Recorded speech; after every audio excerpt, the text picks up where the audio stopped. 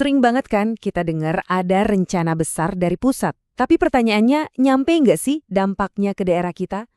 Nah, di Kabupaten Pemalang, mereka punya jawaban yang menarik. Yuk kita bedah gimana mereka mencoba menyambungkan mimpi besar nasional dengan potensi nyata di daerah mereka. Coba lihat deh dua gambar ini. Di satu sisi, kita punya gambaran ambisi nasional yang, ya, kelihatan megah. Di sisi lain, kita punya ikon yang jadi cerminan potensi lokal di Pemalang. Kelihatannya jauh banget kan? Nah, pertanyaannya, gimana caranya membangun jembatan di antara dua dunia ini? Ini dia pertanyaan kuncinya. Gimana caranya biar program dan dana dari pusat itu nggak cuma datang terus hilang, tapi benar-benar jadi bagian dari denyut nadi pembangunan di daerah.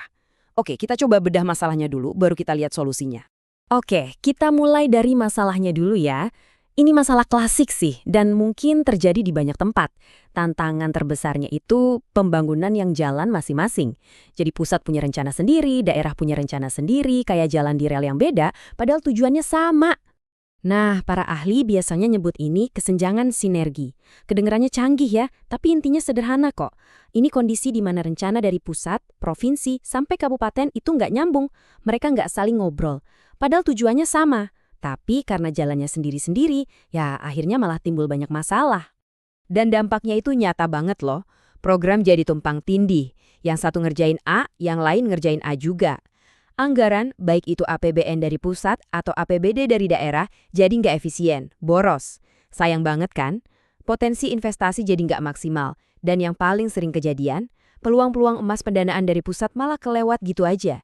Masalahnya jadi makin kompleks kalau kita lihat Pemalang lebih dekat. Ini bukan daerah yang satu rasa. Bayangin aja ada pantai di utara, dataran tinggi di tengah, sampai pegunungan di selatan. Beda wilayah, beda potensi, beda juga tantangannya. Jadi kalau pusat datang dengan satu resep yang sama untuk semua, ya jelas nggak akan cocok. Butuh strategi yang lebih cerdas dan sinergi yang pas. Terus, solusinya apa dong? Nah, disinilah muncul sebuah ide besar. Sebuah jembatan yang sengaja dirancang untuk menghubungkan semua itu. Namanya Master Plan Sinergi. Dan jangan salah, ini bukan tumpukan kertas biasa ya. Ini benar-benar cetak biru, sebuah blueprint strategis buat masa depan Pemalang. Tujuannya satu, memastikan setiap langkah pembangunan di daerah itu nyambung sama agenda besar nasional.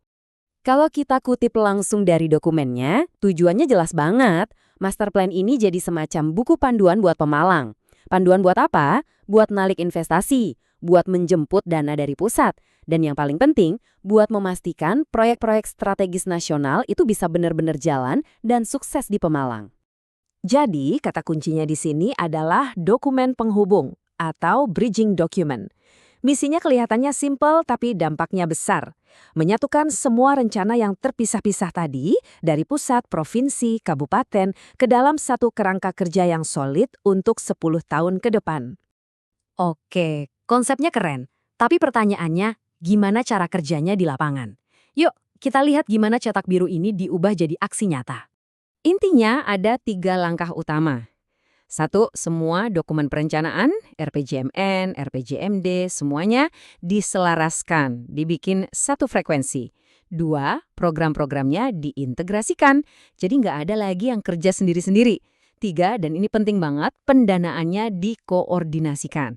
Jadi dana dari APBN, APBD Provinsi, APBD Kabupaten, itu digabung kekuatannya biar dampaknya makin nendang. Nah, tabel ini nunjukin gimana seharusnya sistem perencanaan kita itu bekerja. Ada RPJMN di tingkat nasional sebagai kompas utamanya, turun ke RPJMD provinsi, terus ke RPJMD kabupaten, sampai ke rencana kerja tahunan atau RKPD. Kalau ideal, ini semua tuh satu alur yang nyambung dari atas ke bawah. Dan disinilah master plan sinergi ini berperan. Anggap aja dia ini lem supernya. Dia yang mengisi celah-celah kosong di antara semua lapisan tadi. Tujuannya, biar semua orang dari menteri di Jakarta sampai kepala dinas di Pemalang pegang buku panduan yang sama. Jadi nggak ada lagi miskomunikasi. Oke, sekarang kita masuk ke bagian yang paling ditunggu-tunggu. Kalau semua ini berhasil, hasilnya bakal seperti apa sih? Apa wujud masa depan Pemalang yang lebih terkoneksi ini? Harapannya, dampaknya itu terasa di 3 area besar. Dari sisi ekonomi, anggaran jadi efisien, pertumbuhan ekonominya juga lebih merata. Dari sisi sosial, pembangunan jadi lebih adil buat semua warga, layanan publik jadi lebih baik. Terus dari sisi lingkungan, sumber daya alam kita jadi lebih terjaga. Jadi, ini bukan lagi soal dokumen dan rencana, tapi soal kualitas hidup masyarakat yang nyata-nyata meningkat. Dan puncaknya, semua ini bertujuan untuk membuka potensi di setiap sudut Pemalang. Dengan sinergi yang kuat, pembangunan itu nggak cuma numpuk di satu tempat, tapi menyebar rata dari pantai di utara sampai ke puncak gunung di selatan. Yang paling penting, memastikan nggak ada satu orang pun yang ketinggalan. Ini yang bikin kita mikir lebih jauh. Kalau Pemalang berhasil, ini kan bukan cuma jadi cerita sukses lokal. Pertanyaannya, mungkinkah cetak biru sinergi ini jadi model buat daerah-daerah lain di seluruh Indonesia? Nah, itu pertanyaan menarik untuk kita pikirkan bareng-bareng.